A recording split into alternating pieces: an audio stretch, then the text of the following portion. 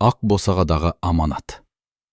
Құрметті тыңдарман, жүрегіні каналына қош келдіңіз. Бүгін біз сіздерге Ақ босағадағы аманат атты әсерлі әңгімемізді ұсынамыз.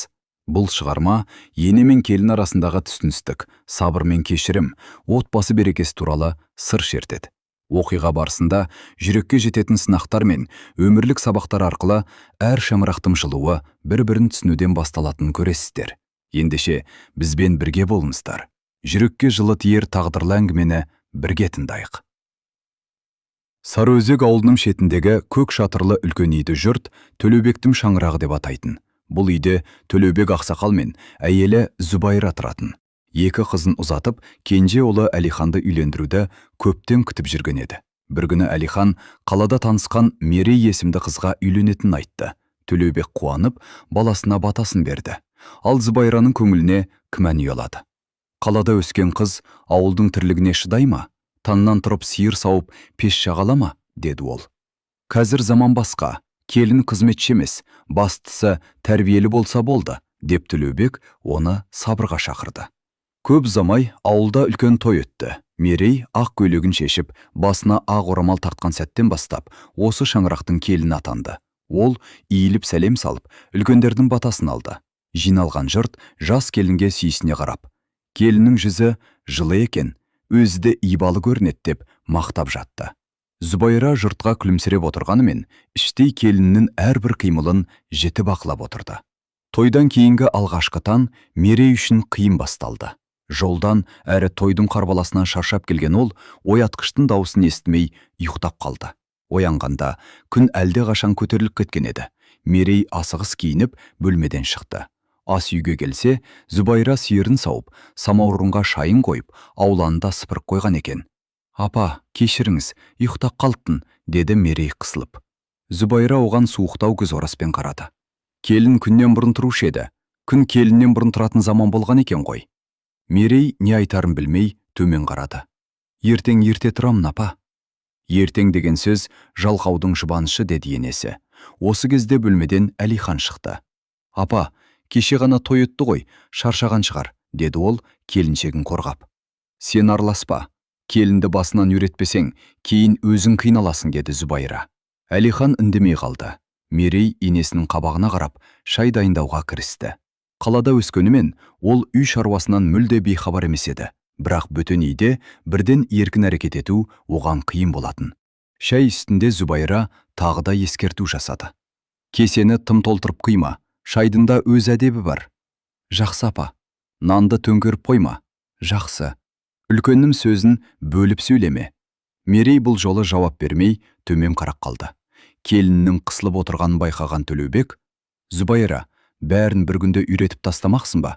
Бүгін осы үйге келгеніне екінші күн ғана», деді. «Мен жамандық ойлап отырған жоқпын, білмегенін үйретіп отырмын», деп жауап берді Зүбайра. Мерей жымиған болып отырды, бірақ жүрегінде ауыр сезім пайда болды. Ол бұл үйге сүйген адамының жары болып келген еді. Алайда алғашқы күннен ақ өзін үлкен емтихан тапсырып жүрген адамдай сезінді. Сол түні Мерей Әлиханға ішіндегі күдігін айтты. «Анам мені ұнатпайтын сияқты». «Анамның мінезі сондай, сырттай қатты көрінгенімен жүрегі жұмсақ», деді Әлихан. «Жұмсақ жүректі адам үнемі қатты сөйлеу керек пе?» Әлихан бұл сұраққа жауап бере алмады. Мерей терезеден ауылдың түнгі аспанына қарады. Жұлдыздар қаладағыдан әлдеқайда жарық еді, бірақ сол әдем аспанның астында ол өзін жалғыз сезінді. Ол осы шаңырақтан өз орнын таба ала ма? Әлде күн сайын сыналып, әр әрекеті енесінің бақылауында өте ме? Мұның жауабын тек уақыт көрсететін еді. Таңғы салқын ауа Сарыөзек ауылын баяу оятып келе жатты. Әтештердің шақырған дауысы мен қорадағы малдың дыбысы Мерейдің құлағына енді жатталып келе жатқандай. Бұл жолы ол күн шықпай оянды. «Бүгін бәрін дұрыс істеймін», деп өзіне серт берді. Ол асықпай орнынан тұрып аулаға шықты. Сыпырғышты алып ауланы мұқият сыпырды. Пешке от жағып, самаурынға су қойды. Шайды демдеп болған кезде Зүбайра да бөлмесінен шықты. Енесі үнсіз ғана айналаны шолып шықты. «Ерте тұрғаның дұрыс екен», деді қысқа ғана. Мерейдің көңілі көтеріліп қалды. Бұл енесінің алғашқы мақтауы сияқты көрінді, бірақ қуанышы ұзаққа созылмады. Таңғы асқа қамыр илеп жатқанда Зүбайра келіп: «Қамырды бұлай емес, бұлай илейді», деп қолындағы ыдысты өзіне тартып алды. Мерей үндемей қарап тұрды. Кешіріміз апа, үйреніп аламын. Үйренемін деп жүріп, үйдің берекесін кетірме. Бұл сөз тағы да жүрегіне тиді. Күн түске таяғанда көрші Кәмшат пен ауылдың үлкені Алтыншаш әже келді. Ей, Зүбайра, жаңа келініңді көрейік деп келдік, деді Кәмшат күлімдеп. Мерей иіліп сәлем салып төрге шығарды. Қызым, шайыңнан дәм татайық, деді Алтыншаш әже. Мерей шәугімді алып кеселерге шай құя бастады. Толқып тұрғандықтан кеселерді ернеуіне дейін толтырып жіберді. Алтыншаш әже жай ғана жымиып, қызым, қазақта шайды аз-аздан құяды. Қонақтың кесесін қайта-қайта толтыру құрметтің белгісі, деді. Рахмет әже, бұны білмеппін, деді Мерей. Осы кезде Зүбайра ауыр күрсініп, қазіргі қыздар телефонды 5 минутта меңгереді, ал қазақтың бір кесе шайының жөнін білмейді, деді. Кәмшат еріксіз күліп жіберді. Мерейдің екі беті ду етіп қызарып кетті. Қолындағы шәугім бұрынғыдан да ауырлап кеткендей болды. Қонақтар шайларын ішіп, біраз әңгімелесіп тарқап кетті. Үй іші тынышталған соң, Мерей ыдыстарды жуып тұрды. Зүбайра сыртқа беттей бергенде, келіні батылдық жинап, апа, сізге бір ауыз сөз айтуыма бола ма, деді. Айта ғой, маған үйреткеніңізге ренжімеймін, бірақ жұрттың көзінше кемшілігімді айта бермесеңіз екен. Зүбайра жалт бұрылды. Сонда мен сені қорлап жүрмін бе? Жоқ, бірақ мен де ұяламын ғой. Келін болған соң сын көтеруді үйрен. Мерей бір сәт үнсіз қалды. Сын мен адамның намысына тиетін сөздің айырмашылығы бар емес пе, апа? Бұл сөз Зүбайраға ұнамады. Маған ақыл айтатын болыпсың ба? Ақыл айтып тұрған жоқпын. Тек менің де көңілім бар екенін білсеңіз деймін. Дәл сол кезде үйге Әлихан кіріп келді. Не болып қалды? Әйелің енді маған қалай сөйлеуді үйретіп жатыр, деді Зүбайра. Әлихан бірден Мерейге қарады. Мерей, қойшы, апаға қарсы сөйлеме. Бұл сөз Мерейдің жанын бұрынғыдан бетер ауыртты. Сен әңгіменің қалай басталғанын естіген жоқсың, Әлихан. Сонда да апам ғой. Мерей көз жасын әзер ұстап тұрды. Мен де сенім жарыңмын. Бір рет болса да мені тыңдап көрсемші. Үйдің ішін ауыр үнсіздік басты. Сол күні кешке Мерей терезе алдында ұзақ отырды. Ол бұл үйге махаббаттан келген еді. Бірақ соңғы күндері сол махаббаттың орнын қорқыныш пен жалғыздық басып бара жатқандай көрінді. Ал Зүбайра болса, сырт көзге қатал көрінгенімен, іштей өзі де мазасыз еді. Мен шынымен тым қатал болып кеттім бе деген ой алғаш рет оның жүрегін мазалап өтті. Арада бір апта өтті. Мерей ауылдың тіршілігіне біртіндеп үйреніп келе жатты. Таңнан тұрып шайын қойып, аула сыпырып, сиыр сауған Зүбайраға су тасып беретін болды. Кейде бауырсақ пісіріп, кейде қамыр илеп, барымша енесінің көңілінен шығуға тырысатын. Зүбайра оның еңбегін байқаса да сыртқа білдірмейтін. Бір күні таңертең. Ертең менің төркініммен қонақтар келеді. Дастархан ұят болмасын, барлығын дұрыстап дайындаймыз, деді. Жақсы апа, қолымнан келгеннің бәрін жасаймын, деді Мерей.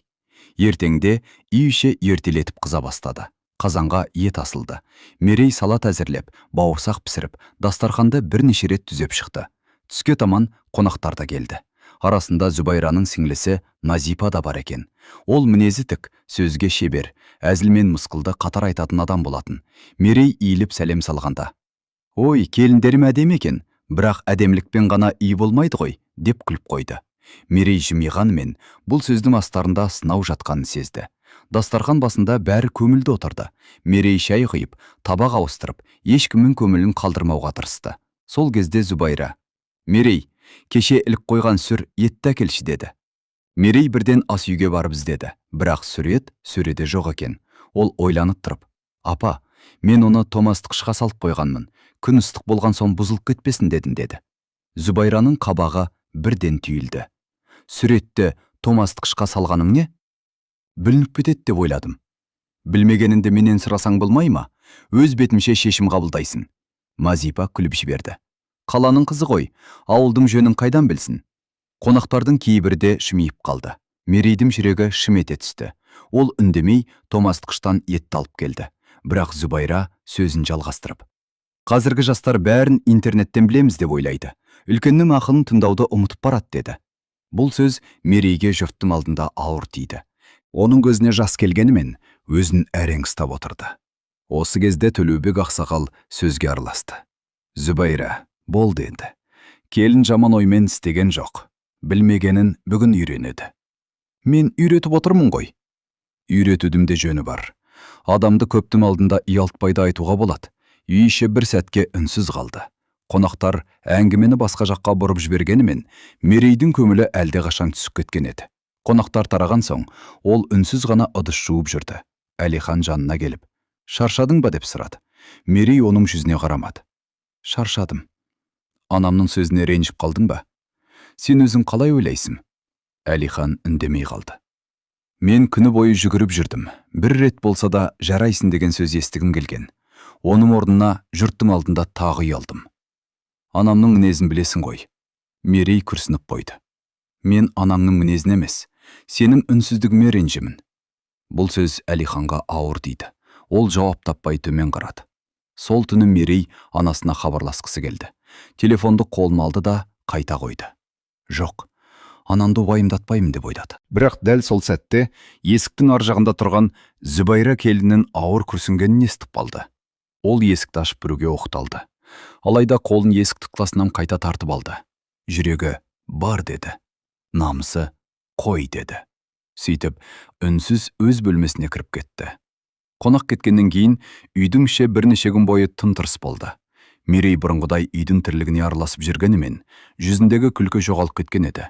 Зүбайра да келініне бұрынғыдай ұрыспайтын болды. Бірақ екеуінің арасында көзге көрінбейтін мұз пайда болғандай еді.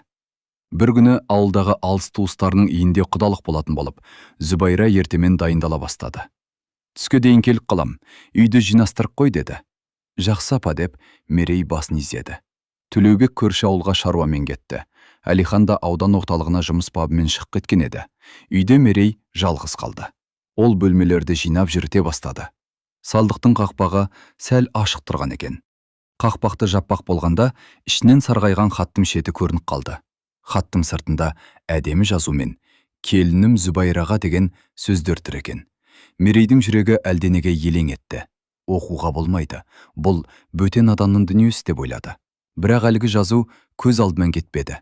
Ақыры ол хатты жайлап ашты. Хат көп жыл бұрын жазылған екен. «Зүбайра қызым, егер бұл хатты оқып отырсан, менің өмірден өткенім шығар.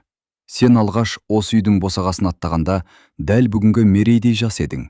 Мен сенің әр қадамыңнан мін іздеп, көп ренжіттім. Қонақтың көзінше ұрыстым.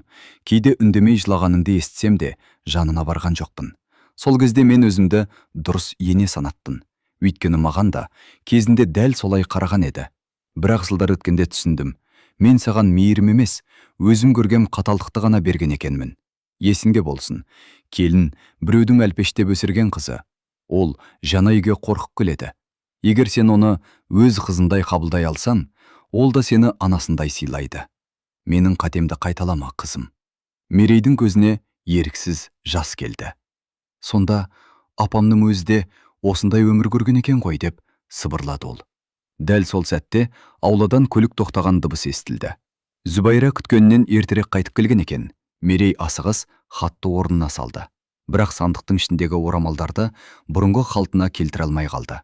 Кешке қарай Зүбайра киім алмақ болып сандықты ашты. Бір қарағаннан ақ хаттың қозғалғанын аңғарды. Ол үнсіз ғана хатты қолына алып ас үйге кірді. «Мерей?» «Иә апа, сен менің сандығымды аштың ба?» Мерей сәл кідірді. Өтірік айтқысы келмеді. «Иә, үй жинап жүріп байқамай ашып қалдым». «Хатты да оқыдың ба?» «Иә». Зүбайраның жүзі сұрланып кетті. «Біреудің жеке дүниесін ақтаруды кім үйретті саған?» «Кешіріңіз, қызығып кеттім». «Қызыққаным үшін бәрін оқи бересің бе?» «Мен қателестім». «Иә, қателестің». Мерей төмен қарап тұрды. Бір сәт үнсіздік орнады. Сосын ол жай ғана: «Бірақ сол хатты оқыған соң, сізді бұрынғыдан жақсырақ түсінгендей болдым апа», деді. Зүбайра селк етіп қалды. «Сен мені түсіне алмайсың». «Неге?» «Себебі сен менің өмірімді көрген жоқсың. Көрмесем де, жүрегіңіздегі ауырлықты сезгендей болдым». Бұл сөз Зүбайраны тіпті абдыратып жіберді. Бірақ ол сыр бермеді. «Енді бұл хатқа жолама», деді де бөлмесіне кіріп кетті. Түнде бәрі ұйықтаған соң Зүбайра әлгі хатты қайта ашты. Әр жолын асықпай оқып шықты. Көз алдына өзі келін болып түскен күндер елестеді. Енесінің ауыр сөздері, жасырын төккен көз жасы, төркініне білдірмей жұтқан өкініші, бәрі қайта тірілгендей болды. Кенет оның есіне бүгінгі Мерей түсті. Жас келіннің төмен қараған жанары, үнсіз төзгені, көзіндегі мұң. Зүбайра алғаш рет өзіне сұрақ қойды. Мен де дәл сол қатені қайталап жүрген жоқпын ба? Бұл сұраққа жауап табу бұрынғыдан әлде қайда қиын еді. Күздің жаймашуақ күндерінің бірі еді. Сол күні Төлеубектің 70 жасқа толуына орай үйде үлкен дастархан жайылды. Ағайын туыс, көрші қолаң, құда жекжаттың бәрі жиналды. Таң атпай Зүбайра мен Мерей ас үйге кіріп кеткен. Бірі ет асып, бірі бауырсақ пісіріп, дастарханға қажеттінің бәрін әзірледі. «Мына салаттарды әкеліп қой, қызым», деді Зүбайра. «Жақсы, апа». Мерей бір тынын таппай жүгіріп жүрді. Қонақтарға шай құйды, ыдыс алмастырды. Үлкендердің батасын алып, кішілерге ізет көрсетті. Төлеубек келініне сүйсініп, «Біздің Мерей ауылдың нағыз келіні болып қалыпты», деді күлімсіреп. Бұл сөз Мерейдің көңілін көтеріп жіберді, бірақ сол қуаныш ұзаққа созылмады. Қонақтар тарай бастағанда Зүбайра құлағына қолын апарып абыржып кетті. «Ойпырмай, сырғам қайда?» Ол айна алдына барып қарады. Бір құлағындағы алтын сырғасы жоқ екен. Бұл марқұм анасынан қалған ең қымбат естелік болатын. Үй іші абыр-сабыр болып кетті. Барлығы кілемнің астын, дастарханның маңын, ас үйді түгел қарап шықты, бірақ сырға табылмады. Сол кезде Назиба сөз бастады. «Соңғы рет қай жерде шештің?» «Шешкен жоқпын. Ас үйде жүргенде орында еді», деді Зүбайра. «Ас үйде кімдер болды?» «Мерей, сосын жиеніміз Аяру». Назиба үндемес тұрып қалды. Сәлден соң жай ғана: «Аяру кішкентай бала ғой». Сөзінің жалғасын айтпаса да, бәрі оның кімді меңзеп тұрғанын түсінді. Мерей де түсінді. Ол баяу ғана: «Апа, менен күдіктеніп тұрсыз ба?» деп сұрады. Зүбайра бірден жауап бере алмады. «Мен ешкімді айыптап жоқпын.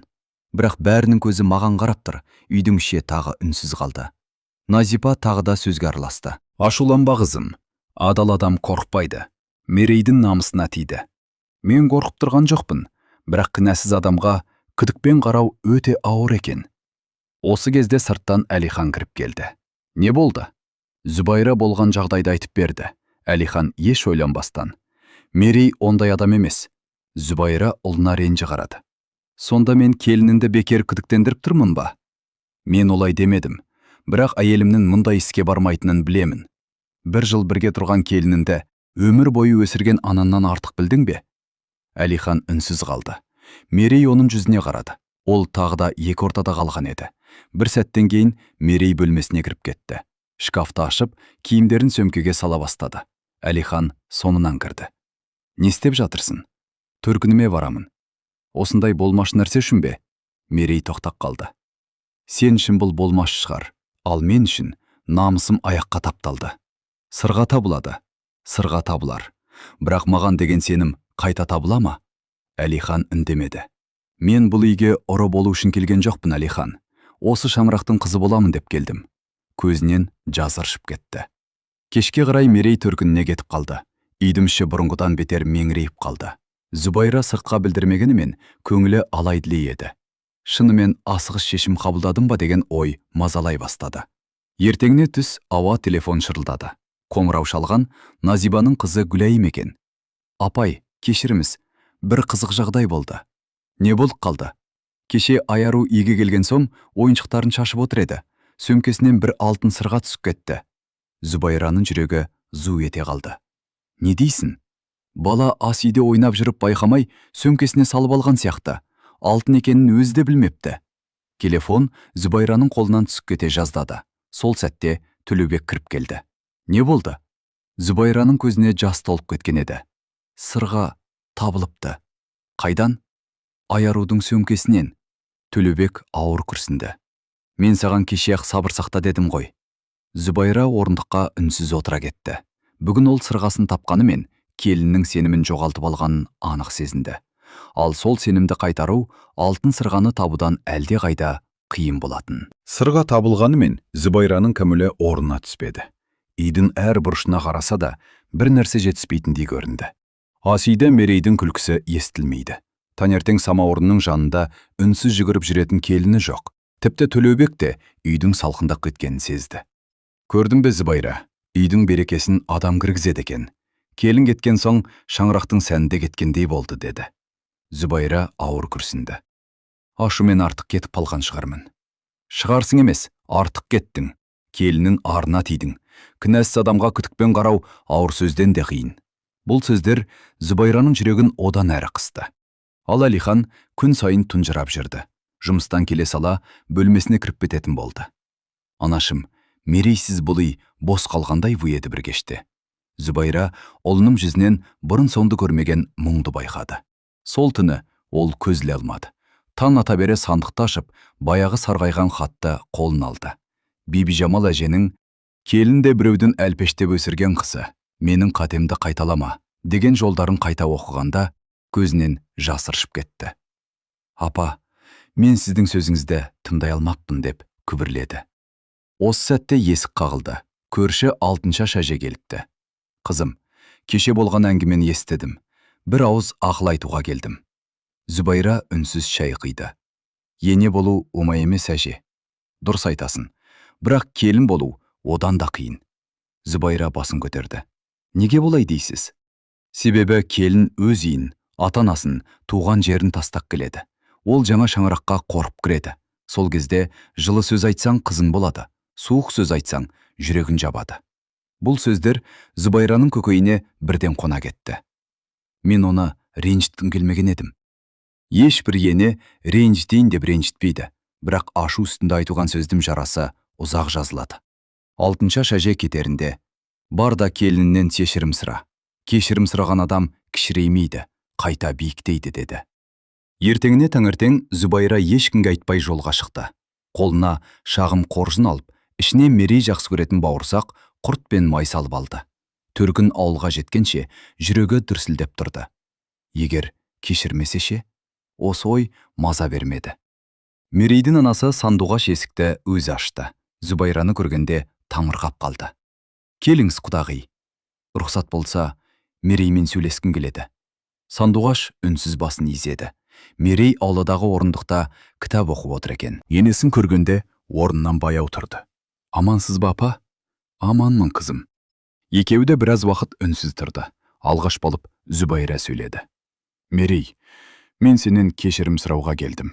Мерей таңырқап қалды. «Сырға табылған білемін, апа. Мен саған сырға үшін емес, саған сенбей қалғаным үшін кешірім сұраймын». Зүбайраның үні дірілдеп кетті. «Сен бұл үйге ұры болып емес, келін болып келдім, ал мен ашуға еріп, сенің арына тидім». Мерейдің көзіне жас үйірілді. «Апа, егер қаласан, мені кешірме. Бірақ жүрегіңде маған деген өшпенділік сақтама, қызым». Осы сәтте Мерей орнынан тұрып енесіне жақындады. «Мен сізге ренжідім, апа, бірақ жек көрген жоқпын». Зүбайраның көзінен жас сорғалап кетті. «Мен де сені қызындай жақсы көргім келді, бірақ оны көрсете алмадым».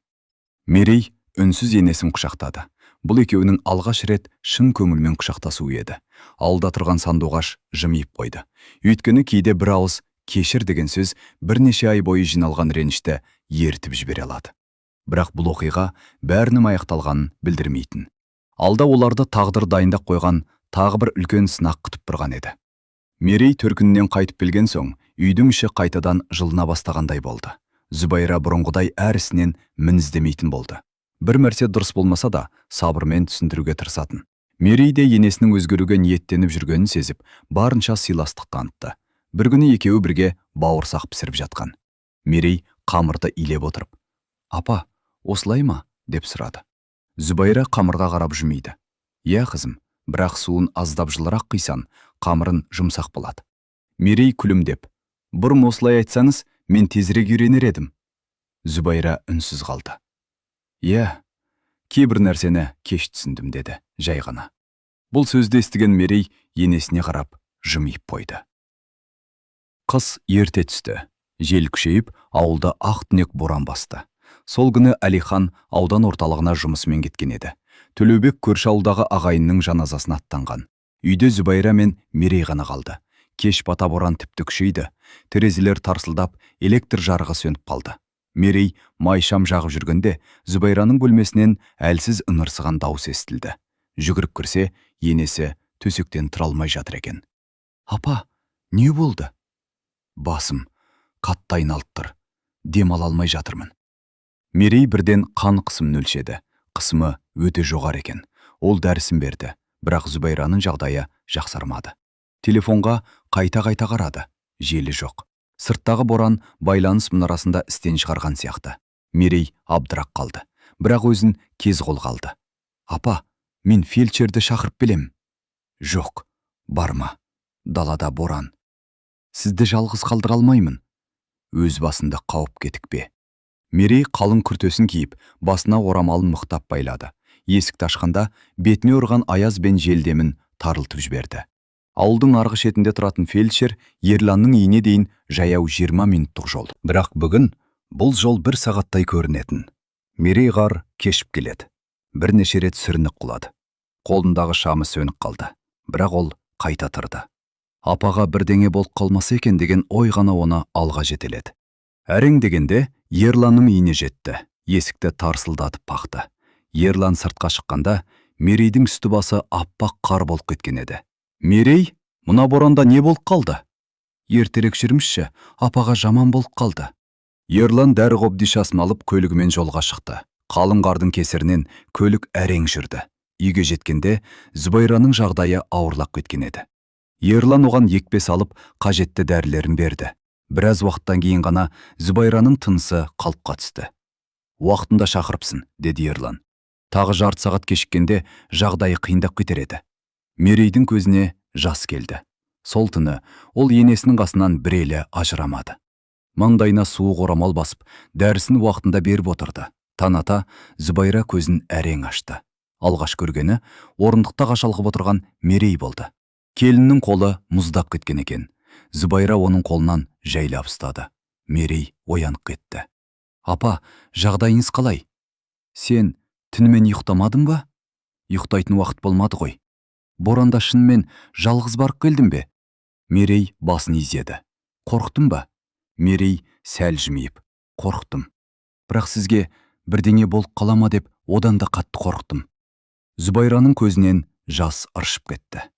Қызым, мен саған талай ауыр сөз айттым. Ал сен мен үшін өз өміріңді қатерге тіктің. Мерей енесінің қолын қысты. Сіз менің енем ғана емессіз. Осы үйдің анасысыз. Әлиханның анасысыз. Сізге жамандық болғанын қалай алмаймын. Зүбайра орнынан баяу көтеріліп, келіннің бауырына басты. Бұдан бұлай мен сені келінім демеймін. Мерей таңырқап барады. Сен менің қызымсың. Екеуінің де көзінен аққан жас бұл жолы реніштің емес, бір-бірін шын түсінген жүректердің көз жасы еді. Сыртта боран әлі де ұлып тұрды. Ал осы шаңырақтың ішінде көптен бері қатқан мұз бір жола еріп жатқан еді. Қыс өтіп, жер аяғы кеңіді. Көктеммен бірге Сарыөзек ауылы да жаңарып сала берді. Ауылдағы алма ағаштары бүр жарып, қорадағы төлдер көбейді. Зүбайра мен Мерейдің арасы бұрынғыдан мүлде өзгерген еді. Екеуі жұмысты бірге істеп, шайды бірге ішіп, кейде кешкісін ұзақ отырып әңгімелесетін болды. Бір күні Мерей енесіне: "Апа, сіздің құрт, ірімшік, майыңыздың дәмі ерекше. Осыны неге ауданға сатып көрмейміз?" деді. Зүбайра күліп жіберді. "Оны кім алады дейсің?" "Алады. Қазір табиғи өнім іздейтін адамдар көп. Әлеуметтік желіге жарнама берсек, тапсырыс көбейеді." Зүбайра алғашында сенбеді. "Мен ондайды білмеймін, қызым. Сіз жасауды білесіз, ал сату жағын мен қолға аламын." Төлеубек те бұл ойды құптады. Жастардың айтқанын бір байқап көрейік. Тәуекелдің де берекесі болады. Бір аптадан кейін Мерей өнімдерді әдемі қаттап, суретке түсіріп, интернетке жариялады. Көп замай алғашқы тапсырыстар келе бастады. Біреуі құрт сұрады, біреуі сармайға тапсырыс берді. Бір айдың ішінде ауданнан ғана емес, көрші ауылдардан да сұраныс көбейді. Зүбайра мұндайды күтпеген еді. Мына заманында пайдасы бар екен ғой деп күліп қоятын болды. Бірақ ауыл болған соң өсекте бірге жүретін. Бір күні дүкеннің алдында отырған әйелдер өзара күбірлесіп отыр екен. Назипа да солардың арасында болды. "Естідіңдер ме? Мерей ақшаның бәрін өзі ұстап отыр екен. Зүбайраны жұмысқа салып қойған дейді. Ертең бүкін шаруаны өз атына аударып алады әлі." Бұл сөздер көп замай Зүбайраның құлағына жетті. Бұрынғы Зүбайра болса, бірден келіннен күмәнданар еді. Бірақ бұл жолы оба сыққады. Кешке Мерей есеп дәптерін қарап отырғанда: "Қызым, уақыт болса маған есепті түсіндіріп жіберші" деді. "Әрине, апа." Мерей барлық жазбаны алдына жайып қойды.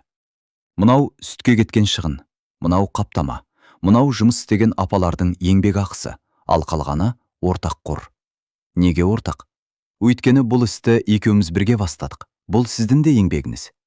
Зүбайра келініне ұзақ қарап отырды. Мен саған сенемін, қызым. Осы бір ауыз сөз Мерей үшін ең үлкен марапат болды. Ертемене ауылда Наурыз мерекесіне арналған жиын өтті. Жұрт ұлттық тағамдар әкеліп, бір-бірімен амандасып жүрді. Сол жерде Назипа тағы да сөз бастады. Зүбайра, келіннің бәрін өз қолына алып алған жоқ па? Жиналғандар үнсіз қалды. Бәрі Зүбайраның жауабын күтті. Зүбайра сабырмен орнынан тұрды. Жоқ, Назипа, қайта мен келінімнен көп нәрсе үйреніп жүрмін. Назипа тамырғап қалды. Сонда Мерей мені емес, осы үйді көтеріп жүр. Оның арқасында ауылдың өнімін жұрт таныды. Бұрын білмеген дүниені үйретті. Аз кем үнсіздіктен кейін Зүбайра сөзін жалғастырды. Бір кезде мен келініме сенбей қателестім. Сол қателігімді енді ешқашан қайталамаймын. Жиналғандардың бәрі үнсіз қалды, ал Мерейдің көзіне жас келді. Ол енесінің өзін көптің алдында алғаш рет мақтап, қорғағанын күтпеген еді. Үйге қайтып келе жатқанда Мерей сай ғана. Апа? Иә, қызым. Бүгін мені қорғағаныңыз үшін рахмет. Зүбайра күлімсіреп. Қызымды қорғамамасам, кімді қорғаймын? Осы сөзді естігенде Мерейдің жүрегіндегі соңғы мұз да еріп кеткендей болды. Бірақ дәл сол күні кешке оларды қуанышпен қатар үлкен жаңалық күтіп тұрғанын ешкім білмейтін. Көктемнің соңғы айы еді. Ақ босаға деген атаумен сатылып жатқан ауылдың табиғи өнімдері ауданға ғана емес, облыс орталығына да жетіп үлгерді. Үйдің тіршілігі де берекесі де арта түсті. Бір күні таңертең Мерей әдеттегідей ерке тұрды. Шай дайындамақ болып ас үйге кіргенде кенет бас айналып, көзі қарауытып кетті. Қолындағы кесесі жерге түсіп сынып қалды. Дауысқа Зүбайра жүгіріп келді. Қызым, не болды? Мерей қабырғаға сүйеніп тұр екен. Білмеймін, басым айналып кетті. Зүбайра бірден оны отырғызып су әкелді. Осы кезде үйге Төлеубек те кірді. Әлиханға хабарласыңдар. Қызды дәрігерге апару керек деді. Көп ұзамай Әлихан келіп, Мерейді аудандық ауруханаға алып кетті. Дәрігер тексеріп болған соң күлімсіреп, уайымдайтын ештеңе жоқ. Құттықтаймын, сіздер жақында ата әже, әке ана боласыздар деді. Әлихан қуаныштан не айтарын білмей қалды. Шынымен бе? Иә, Мерейдің аяғы ауыр. Мерейдің көзінен еріксіз жас шығып кетті. Олар бұл қуанышты көптен күткен еді. Үйге келгенде Зүбайра есік алдында тағатсызданып күтіп тұр екен. Әлихан алыстан ақ. Апа, сүйінші? Не болды, балам? Немере сүйесіз. Зүбайраның көзінен қуаныштың жасы парлап кетті. Аллаға шүкір. Ол келінін құшақтап, қызым, осы қуанышты көптен күттім деді. Сол күні үйге көршілер жиналып шашу шашылды. Ал Төлеубек ақсақал екі қолын жайып, Раббым, осы шаңырақтың берекесін арттыра көр деп ақ батасын берді. Уақыт өте берді. Мерейдің іші біліне бастады. Зүбайра бұрынғыдай жұмыс істетпей, керісінше өзі бәріне үлгеруге тырысатын болды. Қызым, ауыр көтерме, дем алып ал, тамағыңды уақытында іш. Мерей кейде күліп, апа, мені бала сияқты бағып кеттіңіз ғой. Сен енді жалғыз емессің, ішімде менің немерем өсіп келеді. Осы кезде есіктен Назипа кіріп келді. Әдетінше бірден сөз бастады. Ей Зүбайра, келініңді тым еркелетіп жібердің ғой. Неге? Біз кезінде 9 ай жүрсек те сиыр сауып шөп шаптық. Зүбайра жай ғана жымиды. Әр заманның өз жолы бар, Назипа. Сонда жұмыс істемей ме? Денсаулығы бәрінен қымбат. Немерем аман болсын, қалған жұмыс күте тұрады. Назипа үндемей қалды. Мерей болса енесіне сүйісіне қарап отырды. Бір кезде дәл осы Назипаның алдында өзін қорғай алмайтын Зүбайра бүгін келінінің жағында тұр. Күздің алғашқы күндерінің бірі болатын. Түн ортасында Мерейдің толғағы басталды. Әлихан абыржып қалды. Апа, тезірек, ауруханаға барамыз. Зүбайра бірдем қажетті заттардың бәрін дайындап берді. Алла жар болсын, қызым. Мерей енесінің қолынан ұстап, апа, дұғаңыздан тастамаңыз. Сен аман бол, балаң аман болсын. Түн өте ұзақ көрінді. Зүбайра мен Төлеубек үйде таң атқанша көз ілмеді. Таңғы сағат 6 шамасында Әлихан телефон соқты. Дауысы қуанышқа толы еді. Апа, қызды болдық. Зүбайраның көзінен жас ыршып кетті. Мерей қалай? Екеуі де аман. Үй ішін қуаныш кернеді. Сол күні түстен кейін Зүбайра ауруханаға барды.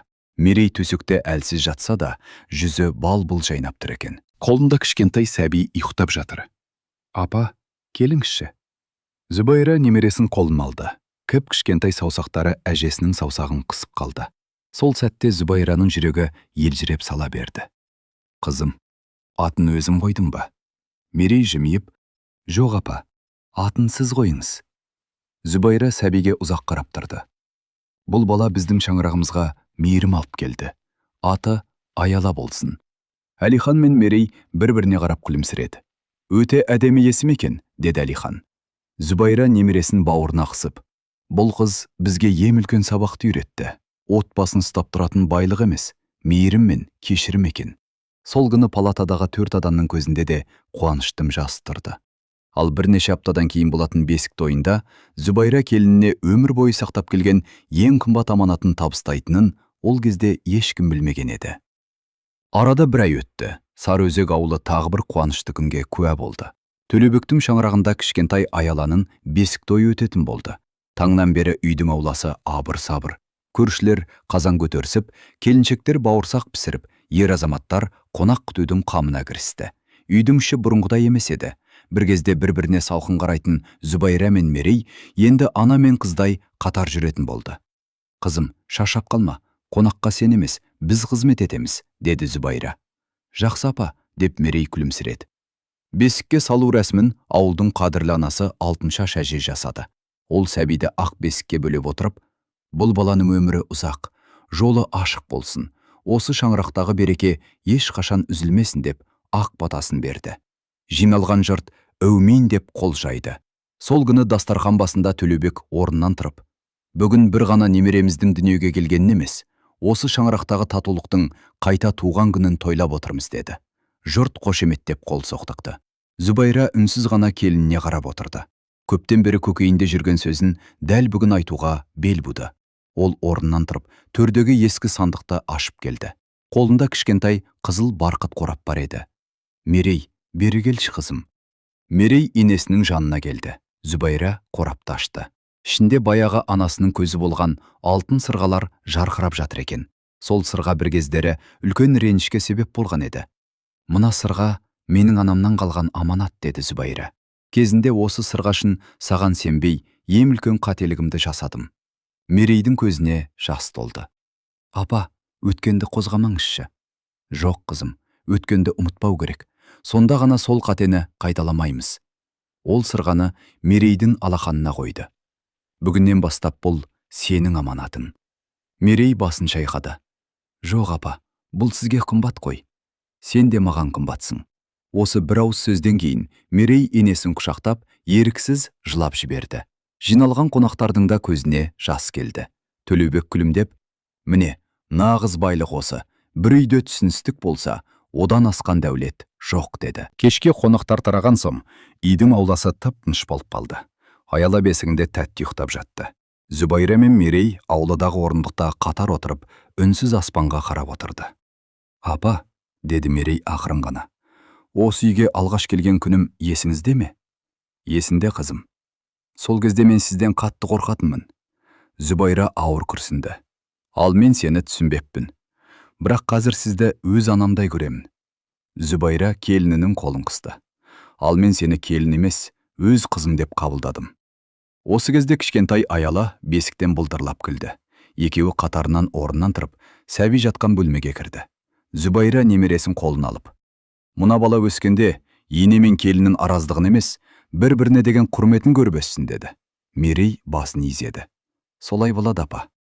Терезенің ар жағында күн батып бара жатты. Сарыөзектің аспанын қызғылт шапақ бояп, самал жел ақырын ғана есіп тұрды.